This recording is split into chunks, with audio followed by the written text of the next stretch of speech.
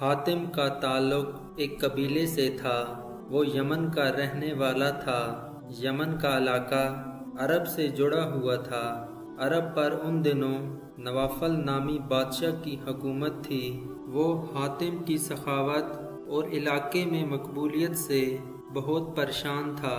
اس کی سخاوت سے یمن کے لوگ ہی فائدہ نہیں اٹھاتے تھے بلکہ اس تک پہنچ جانے والا ہر شخص اس کی سخاوت سے فائدہ اٹھا سکتا تھا۔ بہت سے لوگ تو محض اس کا امتحان لینے ہی اس کے پاس چلے جاتے اور وہ ہمیشہ ہر امتحان میں کامیاب ہوتا۔ ایک مرتبہ کسی کو معلوم ہوا کہ حاتم طائی کا ذاتی گھوڑا بہت قیمتی ہے، کیوں نہ وہ حاصل کیا جائے۔ چنانچہ ایک شخص اس کا امتحان لینے پہنچ گیا۔ حاتم اس روز شکار کرنے کے لیے نکلا ہوا تھا۔ اتفاق سے اس روز اسے شکار بھی نہیں ملا۔ جب وہ واپس پہنچا اور اسے معلوم ہوا کہ کوئی مہمان اس کا انتظار کر رہا ہے تو اس نے اپنے ملازمین سے کھانا تیار کرنے کا حکم دیا۔ ایک ملازم نے کہا، سرکار، آج کھانے میں گوشت کا سالن نہیں بن سکے گا کیونکہ تازہ گوشت نہیں ہے۔ حاتم کی غیرت اس بات کو گوارا نہیں کر سکتی تھی کہ اس کے دسترخوان پر مہمان کے لیے گوشت کا سالن بھی نہ ہو۔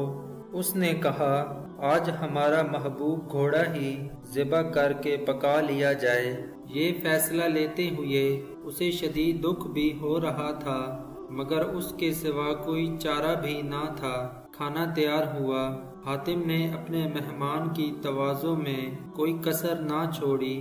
مہمان بہت خوش ہوا۔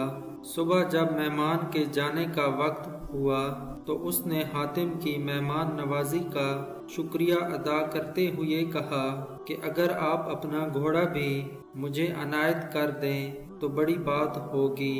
حاتم اس کی یہ بات سن کر کچھ افسردہ ہوا مگر پھر کہنے لگا، میرے معزز مہمان، یہ فرمائش اگر آپ پہلے کرتے تو آپ کی تعمیل ضرور کرتا مگر اب یہ ممکن نہیں ہے کیونکہ میرا پسندیدہ گھوڑا اب آپ کے پیٹ میں پہنچ چکا ہے۔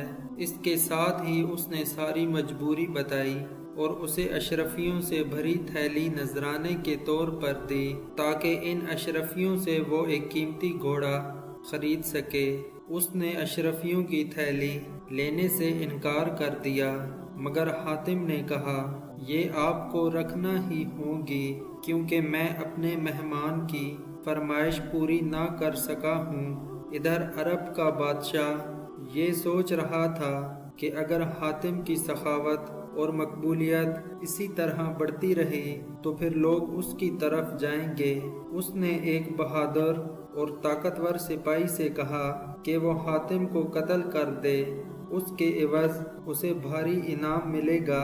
حاتم اپنے ساتھ محافظ نہیں رکھتا تھا کیونکہ وہ جانتا تھا کہ موت جب آنی ہے تب ہی آئے گی۔ ایک رات جب سب لوگ سو رہے تھے کہ حاتم گہری نیند سو رہا ہے تو اس نے اپنا خنجر نکالا اور پوری طاقت سے وار کر دیا۔